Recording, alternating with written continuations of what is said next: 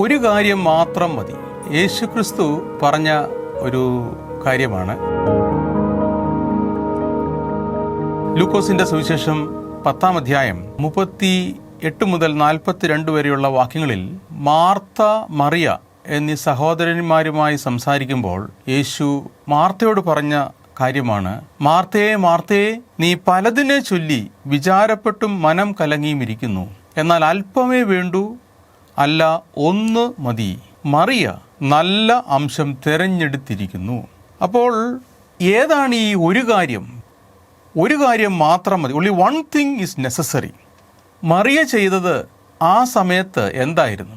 യേശുവിൻ്റെ സാന്നിധ്യം വെളിപ്പെട്ടപ്പോൾ, ദൈവത്തിൻ്റെ പ്രസൻസ് അവൈലബിൾ ആയപ്പോൾ മറിയ ചെയ്ത കാര്യം, അവൾ മറ്റ് എല്ലാ കാര്യങ്ങളും മാറ്റി വെച്ചിട്ട് അവൾ യേശു ക്രിസ്തുവിൻ്റെ ശബ്ദം കേൾക്കുവാനായി തൻ്റെ സമയത്തെ അവൾ വേർതിരിച്ച് മാറ്റിവെച്ചു. യേശുവിനെ കേൾക്കുക, യേശുവിൻ്റെ ശബ്ദം കേൾക്കുക, ആ കാര്യത്തെക്കുറിച്ചാണ് യേശു മാർത്തയോട് പറയുന്നത്. only one thing is necessary. ഒരു കാര്യം മാത്രം മതി. മറിയ നല്ലത് തിരഞ്ഞെടുത്തു. ഈ ഒരു കാര്യം എന്ന് പറയുന്നത് കർത്താവിൻ്റെ ശബ്ദം കേൾക്കുക, ദൈവത്തിൻ്റെ ശബ്ദം കേൾക്കുക, പിതാവിൻ്റെ ശബ്ദം കേൾക്കുക, പരിശുദ്ധാത്മാവിൻ്റെ ശബ്ദം കേൾക്കുക. അതാണ് ആ സമയത്ത് മറിയ ചെയ്തത്. അതിനെക്കുറിച്ചാണ് യേശു പറയുന്നത് ഒരു കാര്യം മാത്രം മതി.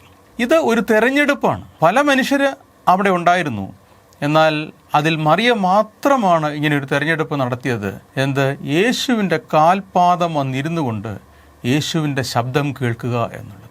നമ്മുടെ ജീവിതത്തിൽ പല കാര്യങ്ങളും നമ്മുടെ അറ്റൻഷൻ ക്യാപ്ചർ ചെയ്യുവാനായി മത്സരിച്ചുകൊണ്ടിരിക്കുകയാണ്.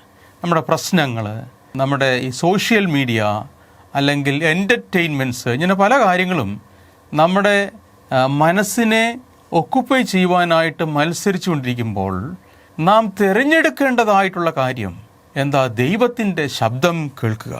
ദൈവത്തിൻ്റെ ശബ്ദം കേൾക്കുക എന്നുള്ളത് ഒരു തിരഞ്ഞെടുപ്പാണ്. അത് ആക്സിഡൻ്റലായിട്ട് സംഭവിക്കുകയില്ല.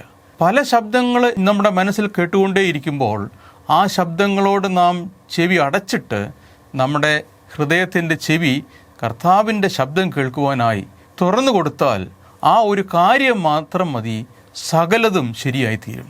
ദൈവത്തിൻ്റെ വാഗ്ദത്തങ്ങൾ, നമ്മളോടുള്ള ദൈവത്തിൻ്റെ ഉടമ്പടികൾ, ദൈവം നമ്മെ സൗഖ്യമാക്കുന്ന ദൈവമാണ്, ജീവിതത്തിൽ നന്മകൾ കൊണ്ട് നമ്മെ അനുഗ്രഹിക്കുന്ന ദൈവമാണ്. എന്നാൽ ഈ ദൈവത്തിൻ്റെ വാഗ്ദത്തങ്ങൾ, അതിനൊരു കണ്ടീഷൻ ഉണ്ട്. ഉദാഹരണത്തിന് സൗഖ്യമാക്കുന്ന ആ ദൈവത്തിൻ്റെ വാഗ്ദത്തം, അതിനുള്ള കണ്ടീഷൻ ഇപ്രകാരമാണ്. പുറപ്പാട് പുസ്തകം 15-ാം അധ്യായം 26-ാം വാക്യത്തിൽ, നിന്റെ ദൈവമായ യഹോവയുടെ വാക്ക് നീ ശ്രദ്ധയോടെ കേട്ട് അവന് പ്രസാദമുള്ളത് ചെയ്യുകയും അവൻ്റെ കൽപ്പനകളെ അനുസരിച്ച് അവൻ്റെ സകല വിധികളും പ്രമാണിക്കുകയും ചെയ്താൽ ഞാൻ മിസ്രയീമ്യർക്ക് വരുത്തിയ വ്യാധികളിലൊന്നും നിനക്ക് വരുത്തുകയില്ല. ഞാൻ നിന്നെ സൗഖ്യമാക്കുന്ന യഹോവ ആകുന്നു എന്ന് അരുളി ചെയ്തു. ഞാൻ നിന്നെ സൗഖ്യമാക്കുന്ന യഹോവ ആകുന്നു എന്നുള്ളത് മാത്രമേ ആൾക്കാർക്ക് അവരുടെ മനസ്സിൽ തങ്ങുന്നുള്ളൂ. എന്നാൽ അതിനുള്ള കണ്ടീഷൻ എന്ന് പറയുന്നത് യഹോവയുടെ വാക്ക് നീ ശ്രദ്ധയോടെ കേട്ട് ആ വാക്ക് അനുസരിച്ച് നീ പ്രവർത്തിച്ചാൽ ഞാൻ നിന്നെ സൗഖ്യമാക്കുന്ന യഹോവ എന്ന് നിനക്ക് അനുഭവമായി തീരും. സദൃശ്യവാക്യം 4-ാം അധ്യായത്തിൽ 20 മുതൽ 22 വരെയുള്ള വാക്യങ്ങളിലും സൗഖ്യത്തിൻ്റെ ഒരു മർമ്മം, അല്ലെ സൗഖ്യത്തിൻ്റെ പ്രധാന മർമ്മം നാം അവിടെ വായിക്കുന്നു. സദൃശ്യവാക്യം 4, 20 മുതൽ 22 വരെ. മകനെ, എൻ്റെ വചനങ്ങൾക്ക് ശ്രദ്ധ തരിക, എൻ്റെ മൊഴികൾക്ക് നിൻ്റെ ചെവി ചായ്ക്കാൻ. അവ നിൻ്റെ ദൃഷ്ടിയിൽ നിന്ന് മാറിപ്പോകരുത്. നിൻ്റെ ഹൃദയത്തിൻ്റെ നടുവിൽ അവയെ സൂക്ഷിച്ചു വയ്ക്കുക. അവയെ കിട്ടുന്നവർക്ക് അവ ജീവനും അവരുടെ സർവ്വദേഹത്തിനും സൗഖ്യവും ആകുന്നു. അപ്പോൾ ദൈവത്തിൻ്റെ വചനം, ദൈവത്തിൻ്റെ ശബ്ദം, ദൈവത്തിൻ്റെ മൊഴികൾ, അവയ്ക്ക് വേണ്ടി നാം ചെവി ചായ്ക്കണം. അവ നമ്മുടെ ദൃഷ്ടിയിൽ നിന്ന് മാറിപ്പോകരുത്. നമ്മുടെ ഹൃദയത്തിൻ്റെ നടുവിൽ അവയെ സൂക്ഷിച്ചു വയ്ക്കുക. അങ്ങനെ ദൈവശബ്ദത്തിന് ചെവി ചായ്ക്കുകയും അത് നമ്മുടെ ദൃഷ്ടിയിൽ നിന്ന് മാറിപ്പോകാതെ നമ്മൾ കാത്തു സൂക്ഷിക്കുകയും അതിനെ നമ്മുടെ ഹൃദയത്തിൻ്റെ നടുവിൽ സൂക്ഷിച്ചു വെക്കുകയും ചെയ്താൽ അത് നമ്മുടെ സർവ്വദേഹത്തിനും സൗഖ്യം ആകുന്നു എന്ന് തിരുവചനം നമ്മോട് പറയുകയാണ്. അപ്പോൾ ദൈവത്തിൻ്റെ ശബ്ദം, ദൈവത്തിൻ്റെ വചനം എന്ന് പറയുന്നത് പ്രസൻറ്റ് വോയിസ് ആണ്. തിരുവചനം നാം വായിക്കുമ്പോൾ ആ വചനം വായിക്കുന്നത് എന്തിനു വേണ്ടിയാണ്? ആ വചനത്തിൽ നിന്ന് പിതാവായ ദൈവത്തിൻ്റെ ശബ്ദം കേൾക്കുവാനാണ്, യേശു ക്രിസ്തുവിൻ്റെ ശബ്ദം കേൾക്കുവാനാണ്. പരിശുദ്ധാത്മാവിൻ്റെ ശബ്ദം കേൾക്കുകയാണ്. Bible is the best resource to hear the voice of the living God. ജീവനുള്ള ദൈവത്തിൻ്റെ ഫ്രഷായിട്ടുള്ള ശബ്ദം നമ്മളിലേക്ക് കേൾക്കത്തക്ക രീതിയിൽ വേണം നാം തിരുവചനത്തെ ഡീൽ ചെയ്യേണ്ടത്. ബൈബിളിനെ വളരെ കാഷ്വലായിട്ട് അല്ല നാം വായിക്കേണ്ടത്. പിന്നെയോ അതിൽ കൂടി പിതാവായ ദൈവത്തിൻ്റെ ശബ്ദം കേൾക്കത്തക്ക രീതിയിൽ നാം ദൈവവചനത്തെ വളരെ ട്രഷർ ചെയ്ത് വായിക്കേണ്ട ആവശ്യം ഉണ്ട്. യോഹന്നാൻ്റെ സുവിശേഷം 10-ാം അധ്യായം 27-ാം വാക്യത്തിൽ നാം ഇപ്രകാരം വായിക്കുന്നു, എൻ്റെ ആടുകൾ എൻ്റെ ശബ്ദം കേൾക്കുന്നു. അതൊരു പ്രസൻറ്റ് കണ്ടിന്യൂസ് ടെൻസാണ്. ഒരിക്കൽ മാത്രമല്ല. യേശു മരിച്ച് ഉയർത്തെഴുന്നേറ്റ് സ്വർഗാരോഹണം ചെയ്തപ്പോൾ ആ ശബ്ദം നിന്നുപോയില്ല. ഇന്ന് ജീവനുള്ള ദൈവം ഇന്ന് നമ്മളോട് സംസാരിക്കുന്നു.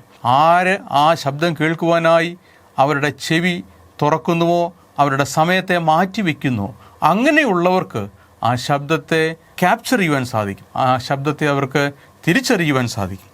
ആ ശബ്ദമാണ് ഏറ്റവും പ്രധാനപ്പെട്ട കാര്യം. ഒന്നിനെ ചൊല്ലിയും വിചാരപ്പെട്ടും മനം കലങ്ങിയും ഇരിക്കേണ്ട ആവശ്യമില്ല. പിന്നെയോ നല്ല അംശം തിരഞ്ഞെടുക്കുക. മറിയ തിരഞ്ഞെടുത്തത് അതെന്താണ്?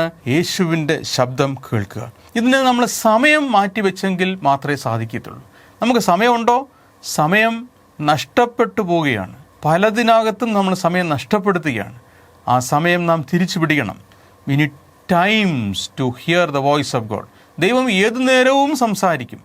എന്നാൽ നാം ഈ ശബ്ദം കേൾക്കുവാനായിട്ട് അവൈലബിൾ ആയെങ്കിൽ മാത്രമേ ഈ ശബ്ദം നമുക്ക് കേൾക്കുവാൻ സാധിക്കുകയുള്ളൂ. യേശു കർത്താവ് ശിഷ്യന്മാരെ തിരഞ്ഞെടുക്കുമ്പോൾ നാം ഇപ്രകാരം വായിക്കുന്നു. മർക്കോസിൻ്റെ സുവിശേഷം 3-ാം അധ്യായം 14-15 വാക്യങ്ങളിൽ നാം ഇപ്രകാരം വായിക്കുന്നു, അവൻ തന്നോട് കൂടെ ഇരിപ്പാനും പ്രസംഗിക്കേണ്ടതിന് അയപ്പാനും ഭൂതങ്ങളെ പുറത്താകേണ്ടതിന് അധികാരമുണ്ടാകുവാനും 12 നിയമിച്ചു. ശിഷ്യന്മാരെ കർത്താവ് നിയമിക്കുമ്പോൾ അവരിൽ കൂടി ആദ്യമേ കർത്താവ് അവരിൽ നിന്ന് പ്രതീക്ഷിക്കുന്നത് അവർ തൻ്റെ കൂടെ ഇരിക്കണം. To be with him and then you will be able to preach him. അതിനുശേഷം മാത്രമേ നമുക്ക് കർത്താവിൻ്റെ ശുശ്രൂഷ ചെയ്യുവാൻ സാധിക്കുകയുള്ളൂ.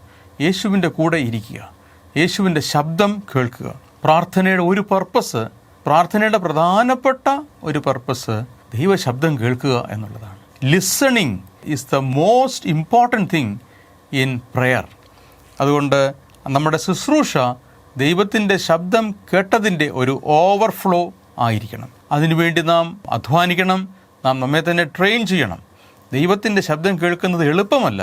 അത് വളരെ അധ്വാനത്തോടുകൂടി, വളരെ താല്പര്യത്തോടുകൂടി, വളരെ ബലാത്കാരത്തോടുകൂടി ഈ ദൈവശബ്ദം കേൾക്കുവാനായി ആര് തങ്ങളുടെ ജീവിതത്തെ മാറ്റിവെക്കുന്നോ അവർക്ക് ദൈവശബ്ദം കേൾക്കുവാൻ സാധിക്കും. ആ ദൈവത്തിൻ്റെ ശബ്ദം നമ്മുടെ ജീവിതത്തിൽ നാം അനുസരിച്ചാൽ, കർത്താവിൻ്റെ ശബ്ദം നാം അനുസരിച്ചാൽ, അത് നമ്മുടെ ജീവിതത്തിൽ അത്ഭുതങ്ങളും അടയാളങ്ങളും വീര്യപ്രവൃത്തികളും സൗഖ്യവും നമ്മുടെ ജീവിതത്തിൽ അനുഭവിപ്പാൻ നമുക്ക് സാധിക്കും.